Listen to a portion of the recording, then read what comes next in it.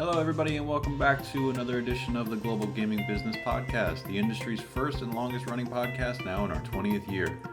As always, I'm your host, Jess Marquez, and our guest today is Diallo Gordon, president of Pavilion Payments, to talk about the state of cashless in 2025, the difficulties of moving money effectively, and Pavilion's plans for the future.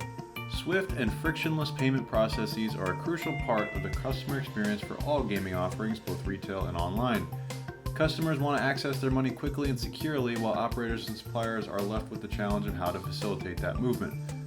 Pavilion Payments started fresh for 2025 with the January appointment of Diallo Gordon as its new president. Gordon boasts experience in nearly every facet of gaming and will look to accelerate a cashless wave that has largely stalled in its momentum from previous years. He and I met virtually in June. Diallo, thank you so much for joining me today. How are you doing today, sir? Yeah, very well. Yourself? You're good? I'm doing well, thank you. As we said before we got on, this is my first go around with this new software that we had, and this is actually also, I forgot to say this, I believe this is also my first podcast of 2025, if you can believe that. We did a bunch. We did kind of a weird thing this year where we did a whole bunch at the beginning of the year, and then we kind of had too much, so then we had to only rely on those for a long time, and now now we're back caught up again, and it's great to finally meet you. I know we've kind of circled a little bit. It's like I told you before we started, Pavilion has been one of our better partners throughout the years. I've worked with you guys for a whole number of different things. Bridget, if you're listening, always is amazing at helping me and facilitating everything that I may need. So it's great to finally meet you. I like to start these interviews always kind of with a personal touch. So, I mean, you don't have to, it's not like a job interview or anything. You don't have to run through your whole experience. But I mean, so what are some of the key points on your journey that have gotten you here in front of me today? Okay, I'll keep it brief. I won't start at 10 years old. So Sure. believe it or not, I actually got into gaming by accident. So I worked in defense and payments. Defense and weapons, which was the family business, if you will. Followed in my dad's footsteps and brothers, uncles, and worked. I was active duty Air Force, worked DoD, spent some time FAA. Went back working DoD, and we got stationed down in Biloxi, Mississippi, at Keesler Air Force Base, where there's a lot of brick and mortar casinos at that time. And I was having a hard time finding a job. So I had a choice. The choice was I could stay working in the Air Force, serving in the Air Force at a reserve unit down there called the Hurricane Hunters, where you intentionally fly C-130s in the middle of Category 3, Category 4, and Category 5 hurricanes, where, I love to fly, but that just wasn't my jam. So the other option was just get outside of DoD and go find something else. So I went to a job fair and met with the Mississippi Gaming Commission. Say, hey, listen, man, if you can work on jets and do all the things that you're doing, engineering, avionics, you can work on a slot machine. And we're doing this thing now where we're taking coin off the floor and putting in tickets. And IGT had a product called Easy Pay, where it was the introduction of ticket in, ticket out. And so I joined the Gaming Commission to evaluate systems and games. Went to Aristocrat, where I was a project manager, then became a director over their Oasis support teams, doing technical training, account management, professional services. Then I got headhunted out of there to Global Cash Access, which is now Every Holdings. I was a VP of Technology Operations, Senior VP of Operations, and then an EVP of their exchange or their gaming products. And then I did a bet on myself. I went and founded a startup called Fi Gaming, where we built a loyalty platform and a loyalty studio doing B2B deals with system providers and operators. That got acquired by Passport Technology, where I came on board as their CPO and CMO. Eventually, I became the CEO. And then that brought me to Pavilion Payments, where I'm the president, looking after strategy, sales, marketing, product, innovation, and help growing the business. So not the most traditional path to gaming. I didn't start in hospitality and work my way up. I literally just got into it by accident coming out of the weapons business. Well, that's fascinating. I mean, that definitely is such a varied background. And first and foremost, thank you for your service. Of course, thank you. Coming from a service family, I always like to recognize that. It's so fascinating. I will say one thing that I have found in my job getting the opportunity to talk with a lot of different folks from basically every facet of the industry, whether everything from casino operators to suppliers, regulators, etc.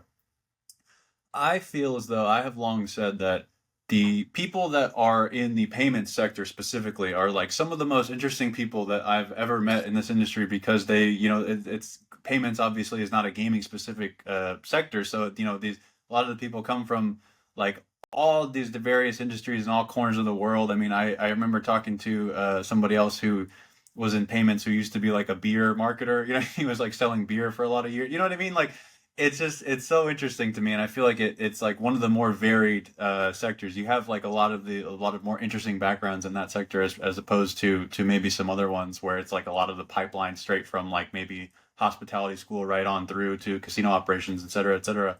Um, so it sounds so you went from straight from like outside of the sector into the gaming commission, right? Like so you worked for the commission itself. That was like your first foray into the industry, right? Yeah, so as a lab engineer, initially it was to evaluate a lot of the new casino management systems that were coming into play, juxtaposed to removing coin off the floor. So that ticket in, ticket out, and there's like a 2 or 3 year phase where that was just the thing that was happening in the industry, and that coincided with penny slots coming on the floor. Um, and then on top of that, um, I was also looking at games as well. So I got to cut my teeth and understand math and pay tables and, belly glass and art and pay tables and return to player and game hold and how that's important. So it was a great stop for me because I mean, no offense, being a working in public service and being a civil servant, I had been used to, but you weren't necessarily going to light up your checking account working for the gaming commission. It takes a special person, especially as an engineer, where you can make a lot more on the outside. But the lessons that I learned, understanding gaming, understanding the operators, and understanding why um, how the customer experience, the user experience, that was priceless. So I learned a lot, and the commission gave me an opportunity as a lab engineer to see all the technology that was out there, all the products that are out there, and how the landscape on slots was changing with these low denomination slots that have dominated the industry now. So if you look at most of these games titles that Aristocrat and Light and Wonder are just killing it with, they're all low denom slots. And I had a seat at the table a long time ago to kind of cut my teeth on that, and I learned a ton. So it was very valuable.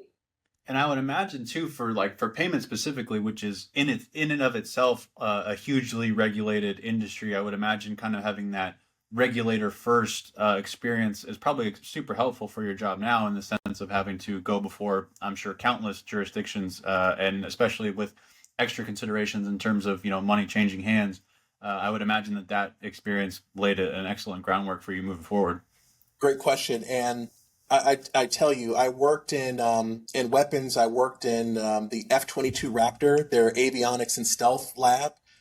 So a lot of pocket protectors and a lot of nerds like me, bebopping around, um, working in the gaming commission, understanding slots and tables. But I tell you what, the hardest I had to work to understand the industry and to learn what it takes to off, clear, and settle a financial service transaction was in payments. It was harder to understand how a merchant and a patron are connected in a banking ecosystem, right? Issuers, acquirers, transaction processing. It was harder learning that business than it was learning how to apply stealth coatings on an F-22 Raptor. It is extremely difficult, and I think people um, woefully underestimate what goes into not only facilitating a payment transaction, but securing that transaction and all the other stuff that goes along with it. That calculus is very difficult. And so it takes a special person to do that. But my biggest learning curve was actually learning payments and getting intimately involved in how it works. You know, it's funny you say that because I vividly remember one of my first assignments after taking this job. I did a magazine story about cashless. This must have been, I think, in early 2021, I believe. And I remember talking to somebody from one of the companies, and was just, I was like, you know what, man, I'm just gonna be honest with you. I was like, we had this long interview. I tried to sound smart. I was like, I just don't know a lot of like what we're talking about. It's hard enough for me to get into gaming. It's harder to understand the payment side of it. And he kind of laughed and he said, well, the easiest way to understand, or maybe a helpful way to understand, is that it's not one industry. It's a bunch of different industries, and the way he described it was like a bus stop. It was like a bus that's going, it's going from one place to the next. It's stopping and various points along the way, and each one of those points is a clearly defined, or a separate sector or Sure. business in and of itself. And ever since then, I feel like I've gotten a slightly better grasp in terms of viewing it from that context. But one thing I was kind of laughing to myself when you were going over your experience was like, it's funny to think of in gaming, and specifically in the sense of, so you started obviously evaluating technologies in gaming. You're still doing the same thing, obviously, a very similar thing, but yet the chasm between the two, talking about early casino systems, Tito systems versus cashless systems as we're dealing with today, it's almost entirely different. And yet, a lot of the core philosophies, a lot of the core things are the same, obviously, because we know that gaming is very reticent to change a lot of different things. So that must be an interesting kind of dichotomy where it's like you're doing the same thing as you were, and yet I'm sure completely different from what you were doing in those early days.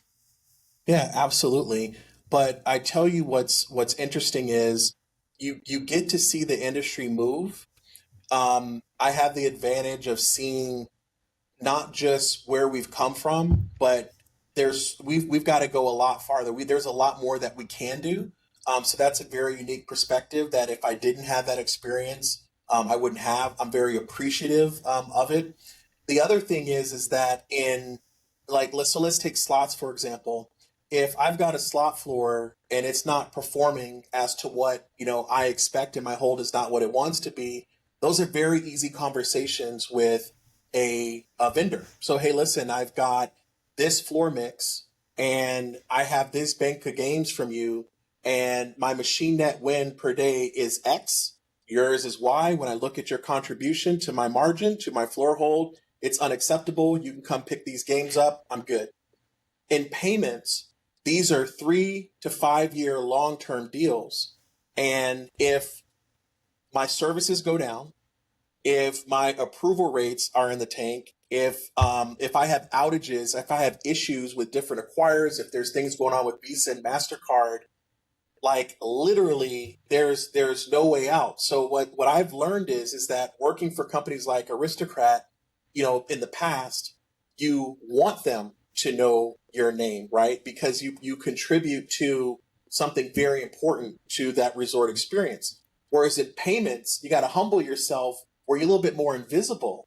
You don't want them to say your name. You just want people to get their money, and it's really complicated to do that. So that's also something that I've learned over these years, and I'm appreciative of with the role that I have now is being able to do that. There's a lot of blocking and tackling to getting cash to the floor, which is one of the key lifebloods into a casino. And if you mess it up, people know about it pretty quick. Whereas on the other side of the coin, hey, if your game's not performing, okay, I apologize. Let's put something else in there, or maybe it doesn't fit. We'll come back to you after we do some revisions, and we'll get another bite at the apple.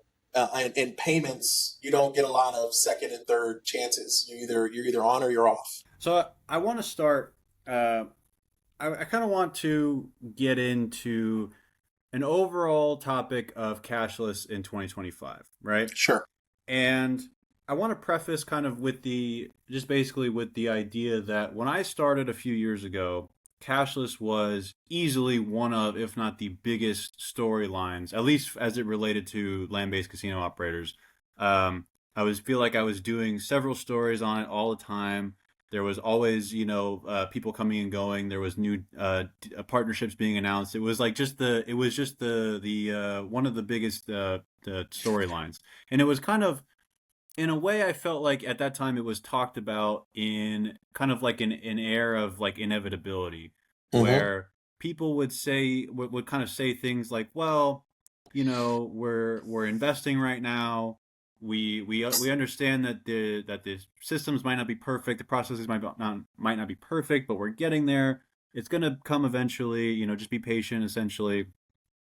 And I feel like over the last couple years, like that has kind of continued, and it's gotten to the point now where I feel like, and again, tell me if what you think, but I feel like it's gotten to the point now in 2025 where it's kind of reached a stage where it's like, all right, we need to really kind of get down and get serious about this. Um, the results maybe haven't been what we expected, and I'm not just saying particular to any one company. I just mean for the advent Sure. of cashless as a whole. um, I have yet to really have very many discussions with people about saying like, "Hey, we implemented this and it's been going great. We Mm-hmm. really we really feel like we're turning a corner here." Mm-hmm. So, I say all that to say that, it's kind of in a weird place, I feel like. Mm-hmm. It's kind of in a pivotal place, I guess, depending on how you feel about it. You could say that it's kind of at a reached point now where it's like it's time to perform or what, Sure. or something like that. So that was a lot of ranting and kind of all over the place, but I guess just kind of give me your thoughts on that and kind of where you feel cashless is at in this moment in time for not just Pavilion but just basically the sector as a whole. Sure. So I gotta the first part, the first several parts, we gotta chunk into buckets, right? And Sure, sure. so let's talk in terms of players, and then we can talk in terms of regulators, and then we can talk in terms of operators. For players, you had to build player trust and adoption. So did we understand the market?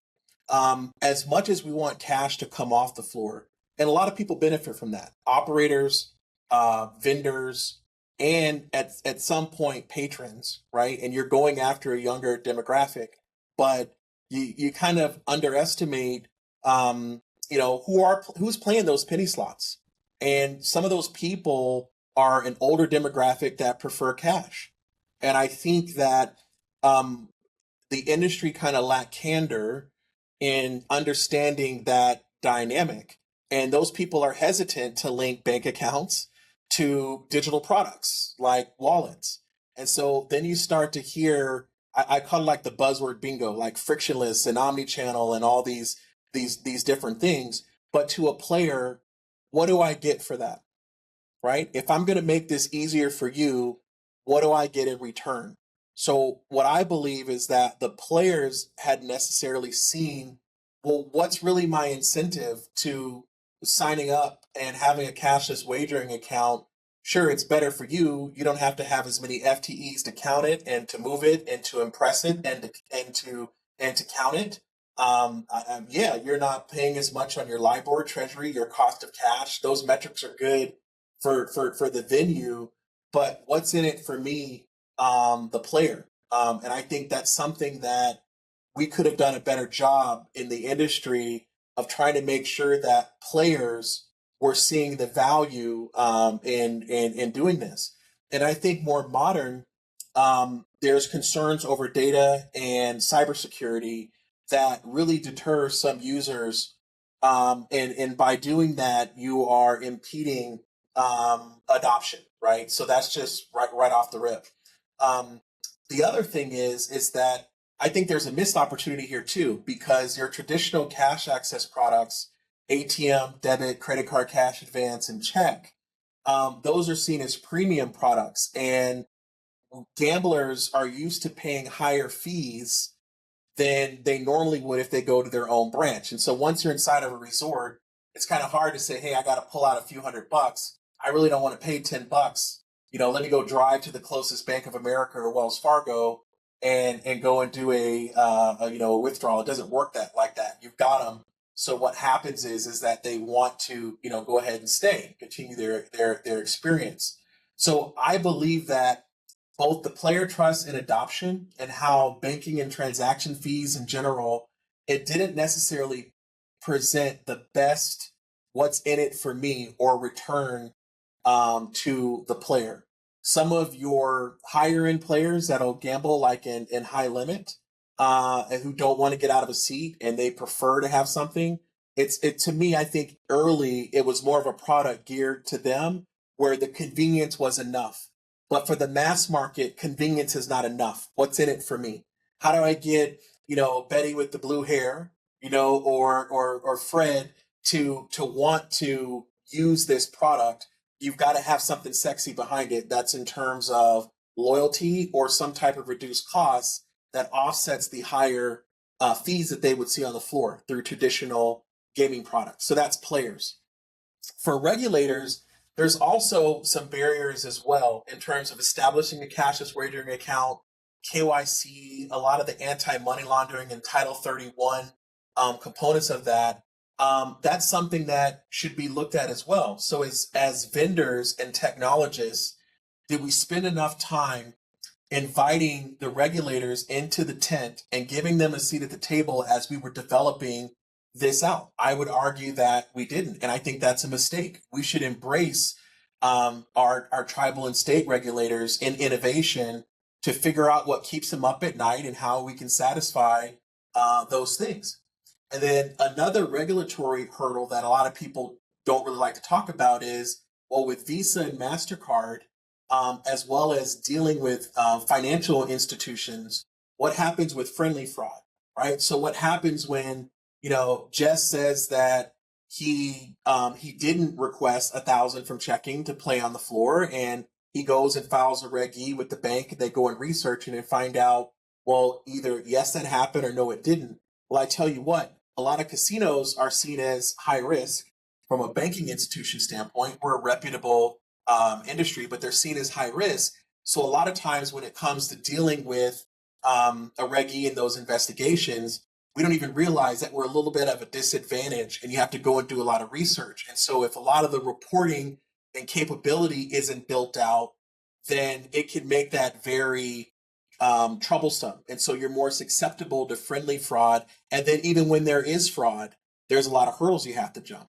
And so then that dovetails into the operators and the vendors. Cashless can be expensive, right? Where you've got to go out and change up your floor, buy servers, additional compute, rip up carpet, walker duct, change lines, insert devices into machines, and it's expensive. And so it's hard to pencil the ROI on that. It makes the math, it makes the calculus a little bit harder when you have to do that.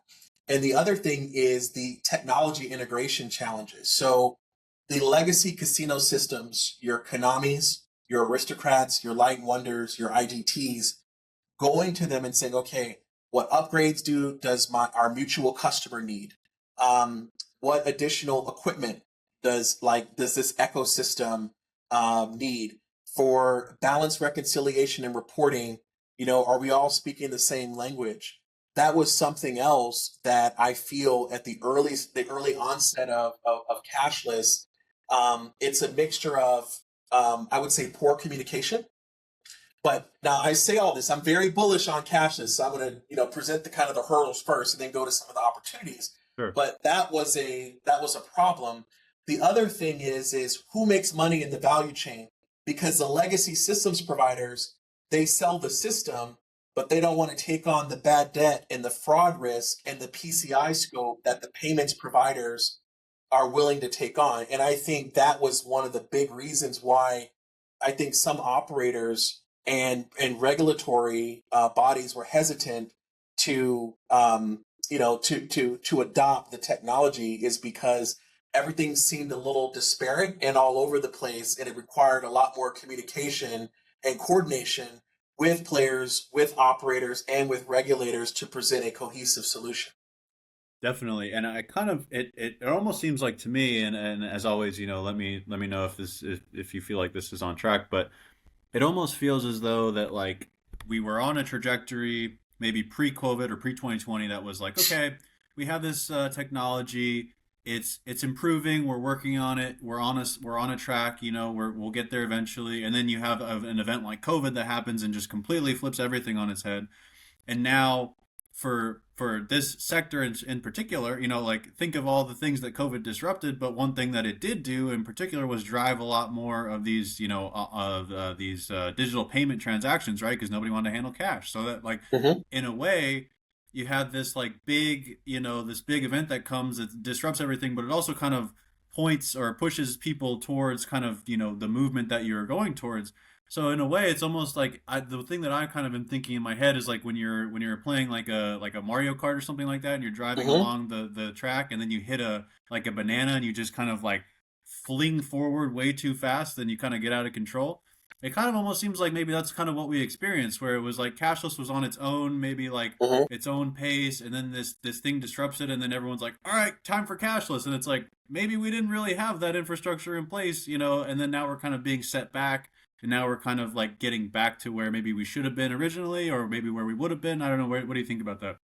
No, I agree. And I think that echoes a lot of the points that were made. And it's one of those things where I think everybody tried to go out and solve it in their own way, almost in a vacuum and silo. And but I think this is one where there should have been a lot more joint, like partnerships and understanding. So, like, I'll give you an example. Um, MGM is a mutual customer of Pavilion Payments on the check side and other services, but Every is their core payments provider. You're pressed to find an operator with their MGM rewards and a lot of the innovative, sexy stuff that they're doing. That should be a conversation between the three parties that, like, so if they did want to introduce cashless, they're uniquely positioned with MGM rewards to be able to leverage a loyalty program that would seamlessly integrate with a digital wallet, right? That's like table stakes with APIs and all the different things that they can do with that. That would have been a perfect opportunity for multiple vendors to work together to be able to do something where the player wins, the house wins, and the vendor wins. That is possible with that coordination. But when everybody's trying to go out and solve it on their own, so let's say IGT is pushing a cashless solution, Every's pushing their cashless solution, and Pavilion's pushing their cashless solution, which one do you want? Because what can't happen is you can't have three or four different apps and think that a customer is going to believe that's acceptable. That market is long gone. That technology is long gone. So I feel later, I hope we'll talk about how we're looking at cashless, because I think that we solve a lot of those. We solve a lot of those things, but it's certainly still a challenge. One thing, if I just one more to kind of wrap up that Sure. thought, but like, could you talk a little bit more about one thing that I'm always interested in is like the fees, right? And that's one of the big things that I had no idea about before covering cashless was like just how expensive it is to literally just move money. You know what I mean? And I remember I read this one a few weeks ago. I remember reading this note from a sports betting analyst, and it's not exactly the same. She's talking about online sports betting, but he was saying that like the advent of instant withdrawals has been a huge kind of it's been great for consumers obviously because that's what they want, but it's also been a huge challenge for operators and a huge cost to them, because they bear a lot of those costs. So I think that's something that's interesting that like I mean talk about something that the end user has no idea about and has no desire to ever know about is that kind of framework. So kind of can you talk a little, I'm just curious a little more about like the fees that occur along the way, like the money from move to point A to point B, how many people are kind of getting into that before it Sure. yeah. Sure. So it's interesting you bring that up because for Pavilion, a significant part of our ARR, right, of our recurring revenue and our EBITDA, is in iGaming, and we're very blessed to be in a lot of iGaming operators' wallets as a choice from a payment standpoint. But just think about how different the business model is. Like if I'm going to go place a wager on a sports betting app and I want to do a $1,000 parlay, what does that really cost me? For a consumer, right? So for a player, I don't see any of that. When I bring money in and I put it on deposit, I don't see any of that. I don't feel any pain from doing that transaction, but it's expensive, right? And then let's say that I want to withdraw money from my wallet. I had a win. I don't see any money taken from that, but it's expensive, right? And so the what you're describing is something that we see a lot in iGaming, which is churn, right? And players are quirky and they're superstitious, and so one player can say, "Hey, listen, I'm going to."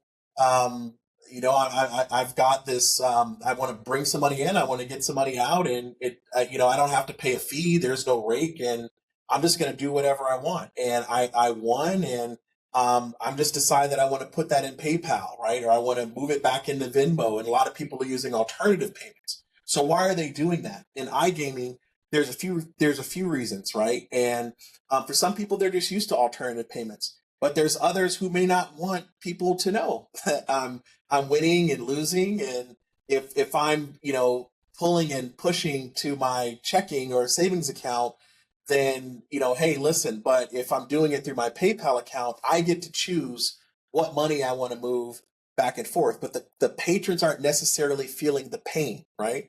In brick and mortar, ATM transactions and debit and credit card cash advance transactions, the patron knows up front that there is a fee. So the operators are not only covering their cost, but in many instances, their P&Ls look really good because they make a lot of cash on commission, right? On these commissions. So it's very, very different when you look at both of those verticals. But what I would say is that we've been talking to a lot of operators that as they look to deploy cashless, something's got to give. And do you either want money on the floor? Do you want coin in? Or do you want commissions or parking fees and resort fees and stuff like that? And I think a lot of the more savvy local and regional operators and the tribal operators, um, they're understanding that the calculus there, that it's a little bit different model, and it's probably well served to have less fees on cashless transactions. That's going to actually drive coin in and table game revenue, which is what I believe the industry needs. Otherwise, the customer just feels like they're getting nickeled and dimed everywhere. Man, I got to pay to park. This burger cost me $30. This drink cost me 25. A cabana's $1,000. I got to do this, that, and the other. So I think some of the other operators are realizing that I should be a little bit more prudent on fees when it comes to cashless gaming, more especially if you want to drive adoption and start to do some of these other really cool things. That's going to give them something so much more priceless, like data-driven personalization and being able to have insight on player behavior, which if they were truly driving cashless and not making that an anonymous transaction, that's very, very valuable for any resort worth their salt that's looking to maximize revenue for its stakeholders.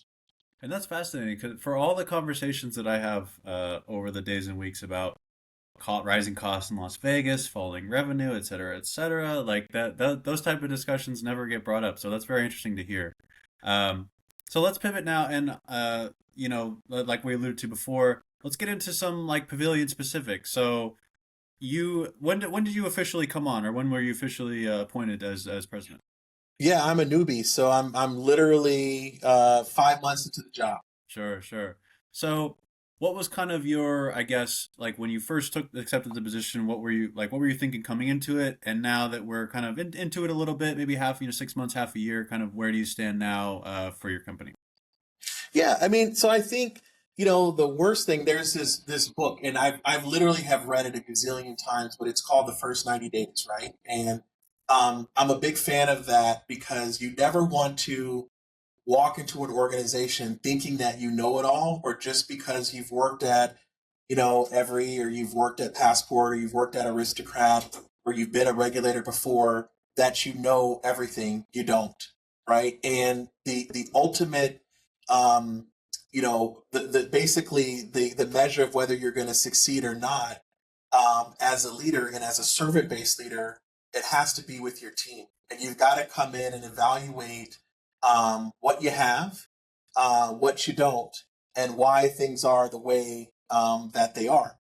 The other thing that you have to do is you have to embrace what we call customer centricity, right? Is being able to have open and honest discussions with your customers on what you do well and what you suck at, right? And that can be very, very humbling. And for the wrong leadership team, they don't want bad news. And what I love about our C-suite here is that we are all bought in 1,000% on customer centricity and listening to our customers and seeing where we can do better, with our products and services. So I literally, it was old school. I did the first 90 days, I did a 30, 60, 90-day plan, got to talk to stakeholders and understand at the board. And, we're a private equity backed company at the PE level, at the board level. What do they see? What do we need to do? How do we need to grow? How do we want to do it? And then you start to get into senior and middle management around what are the tools and resources that we need to be successful and what products are missing. And you got the old classic buy, build, partner decision. One of the things that I did differently is I would spend time in our call center and listen as our associates were taking calls, whether it was from casinos or whether it was from patrons who utilize our services, because at that level, if you really want the truth, then get down to a level where people are actually talking to people who use your products and services, and they'll tell you that you suck pretty quick, or they're very grateful if you delight them and you learn to course correct on some of the things that you need to do. So at G2E, there's a lot of new innovation that people are going to see as we look to grow, in different verticals that are germane to the into the payment industry. And so we have some things there.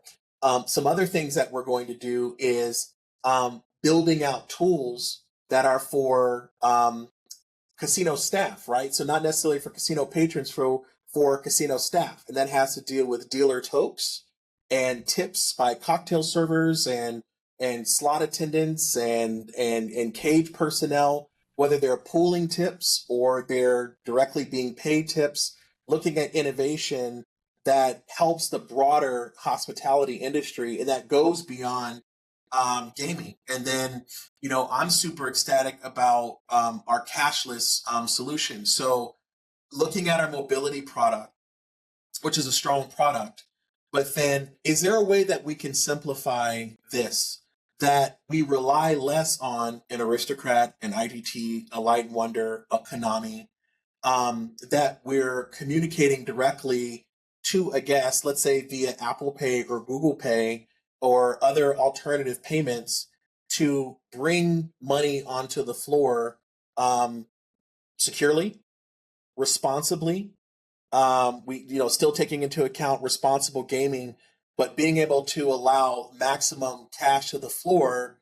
That then, if you do that and you do that in an inexpensive way, it starts to make the ROI a little bit easier, and people can say, "Listen, I'm gonna do that. We've been talking about doing it, but the reason why we couldn't pencil it out is we couldn't afford the millions of dollars that it would take to upgrade the floor." So I feel like the method that we're doing this just makes it a lot more affordable to operators and makes it very seamless for the player or the guest. So think about you're at a Starbucks and you want to use their Starbucks app to buy to buy something. If you've already got credits, you've got those credits.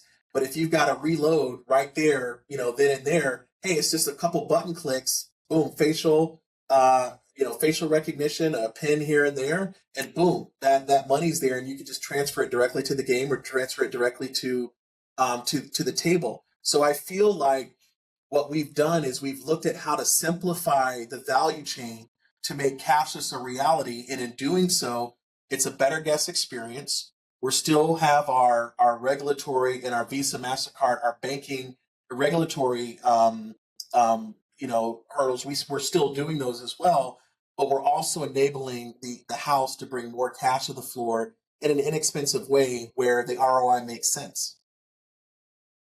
Think if we were to, I guess, like if I was to say, okay, we're going to hold another interview exactly 1 year from now. So if we just say, whatever, June 2nd, June 3rd, 2026, we're going to meet again. What would you say, as of now, is the most important thing that you would hope to, I guess, capitalize on or like emphasize during that time? So in the next year or so, what do you think is the most important thing for you guys specifically to kind of work on? Well, I am a capitalist, so hopefully we would have several additional customers utilizing our flavor of cashless. So we want to grow the business, Sure. right? But I also want to do it in a compliant and responsible way, and we take those obligations very, very seriously.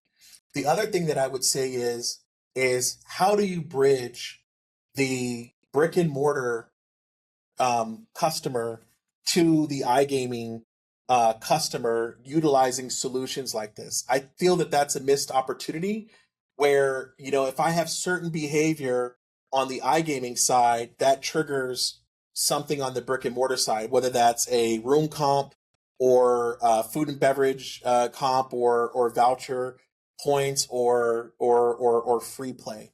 I would say that um, giving operators tools to be able to present a compelling case for why this makes sense. I think a year from now, you're going to be very delighted and surprised with what we've done in the marketplace. So, we've got several operators that have signed up for us. We can't announce those yet, but once we do, we will. But I think a year from now, we'd like to have several operators where we're proving this stuff out. It's one thing to talk about it, but we need to show it. And I think too, kind of adding on to that, like it's kind of touching back on what we were talking about before in terms of the timeline over the last few years. We had there was a lot of optimism a few years ago, kind of maybe a little couple down years, and I feel like now we're kind of maybe gearing up for another upswing again. And I can't help but feel like the players or the companies that have, I guess, survived for lack of a better term, or managed to make it through those down periods are now pretty well positioned to, I think, take advantage of the Mm-hmm. opportunity again. And I think also too, one thing that I didn't mention this earlier, but I do think that the regulatory environment has been maybe shifting in a more positive direction. I think the one I would example that I would allude to specifically was the Nevada Gaming Control Board. I believe it was either early this year or late last year where they approved it so that you can use cashless accounts for like the entire property and Yes. not just gaming facilities. So like small things like that, may not for the average person may not seem like a big deal, but obviously for a sector that has been working for a long time, those are huge wins, especially in a state like Nevada. They are. No, I agree. I agree wholeheartedly. So that's an aspect of it. The other aspect is post COVID, you've got rising operational cost, Sure. right? Things are just more expensive, whether it's energy, it's maintenance, labor, whether shortages or more efficiencies with FTEs, wage inflation. Like there's a lot of headwinds that are coming at casinos post COVID. The other thing is competition, right? So we don't like a lot of people don't like to talk about sweeps and some of the other casinos, but man, it's brutal out there. And while you've got operators like DraftKings and FanDuel, they've been extremely successful. Does that erode land-based revenue? Probably, right? Like we should not be naive. Probably it does. And then you've got some of these social casinos and these sweeps casinos that are popping up. Does that erode land based and online casinos? Yes. You still have social casinos in the mix. And then look at Light and Wonder's acquisition of Grover Gaming. Watching Grover grow overnight from where they started to where they are now, how savvy they are as an operator with their product, understanding route gaming, and how that works. It's almost as if when the Supreme Court, and I remember when Chris, I don't know the exact bill, but the lobbying that was done to allow sports betting more and more for states to adopt sports betting, um, that increased competition. But it almost seems like every month there's more and more people pulling dollars out of wallets, competing for entertainment space, if you will. And so I think that's a headwind as well. So casinos are going to have to look at technologies like this to, keep their players happy, but at the same time, some of these operational costs, some of these opex, these expenses that are killing them, finding a way for those things to be in concert and in harmony. But it's very, very tricky. But the longer it goes, the more competition is facing these operators. That's for sure, and it's funny. It's interesting that you bring that up, and I'll keep it short. I'll just have you. I'll have one more for you. Sure, Thanks again for your time. But of course. you brought up the competition from gray area sectors like sweeps, DFS 2.0, et cetera, et cetera. Like, I'm interested in that in the sense that when I talk to folks about, I talk to a fair number of folks who are very much against those, the gray area. They say that it's, if it's gray, it's black, like, or it's just not, it's just not a thing. It just be outlawed, basically. And they say, I kind of talk to them and I say, well, how do you think, like, how do you think that that's actually going to come to fruition? Like, you think somebody's actually going to go and shut these things down? And so these are the kind of conversations that I have. And one thing that is brought up to me frequently is the idea that payment providers might be I don't know what you want to call it, like a link in the arm, a chink in the armor, so to speak, or Mhm. I've heard a number of people say to me things like, well, you could go after the payment providers or you could stop them from accepting payments, et cetera, et cetera. I mean, I don't even really have a question, I guess, just what's your kind of take on that side of things? And as somebody who is in the payment space, do you guys kind of look at it um, in the same way where it's like, do you have these other companies who are doing things that are outside of the realm of regulated gaming? I mean, kind of what's the thought process there? Because that's something that, like I say, is brought up pretty frequently, but I don't know if it has any real like merit or if it really means anything or if it's just something that people are just like they're just looking Sure. for something, they're throwing it out there. Sure. Well, firstly, we like to be good partners to our, the people who've invested in us and who utilize our products and services. And so a lot of those, you know, verticals in that market, in the gray, in those gray markets, they hurt our customers. And so in turn, that hurts us, right? If they feel that their cash to the floor is depressed because they have they're competing with these other entities, it's not good for them and it's not good for us. So that's first and foremost. So we're being very pragmatic and cautious about it. The problem is that I think there's confusion because certain states take one side or if not at all, and they're making their way to legislatures and there's lobbying going on and trying to legitimize that. And there's other states that are kind of hand off, and there's other states that are more aggressive and just shutting it down, right? And so it's kind of all over the place.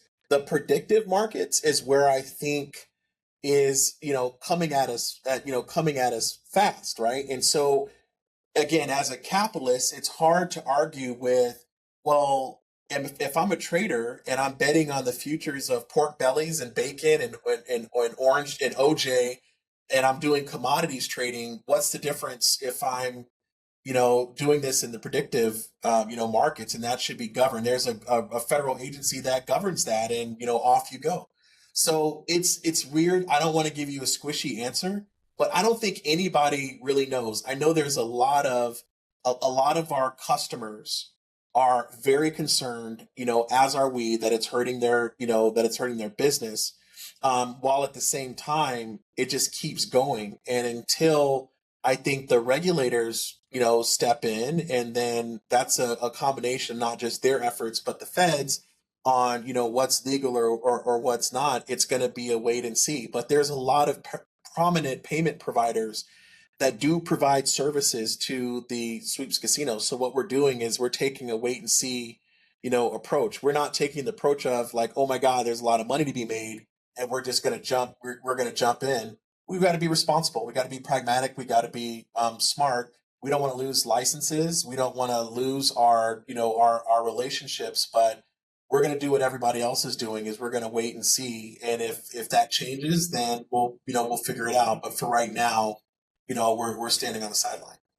That's it. Yeah, I think I totally, that makes total sense. And I think that, like, if anything, and I don't mean to, like, insinuate that this is like your guys' thoughts or anything, but in some ways, I guess if you're a payment provider, you could almost just say, like, you know, it's not, it's, we're just providing services. You know what I mean? Like, Mm-hmm. one could argue, if if you are providing services to sweeps or any number of these platforms, well, it doesn't, except in certain cases, as you alluded to, for the most part, most of these sectors have been largely untouched, or at least, Mm-hmm. and some have even been deemed regulated and put under that umbrella. So Definitely. in some ways, you could, payment providers, maybe more so than anyone else in the sector, could be like, well, hey, we're just, we're just, getting our feet wet. So it makes total sense to wait and see. But I also, like I said, I don't think it would be the craziest thing in the world to say, hey, we work in this sector. It's been deemed, by the state to be, they've taken no action, or they've expressly said that it is legal, et cetera, et cetera. I think as being in gaming, I think sometimes we just get in a silo, and we think that Mm-hmm. everybody thinks the same things, or everybody is anti everything. But in reality, I don't know if it's really like that. Yeah. But anyway, I'm just happy though that for our management team and how we thought about this, it would be great to take on, let's say, like a customer out of the sweeps that you're getting 250, 300 bips, basis points. You're making 3% of transaction, and the commissions aren't there. I mean, it would certainly be more lucrative, but that's what I love about what we're doing here, is we're not looking at the revenue and the EBITDA margin that would come from us making this decision.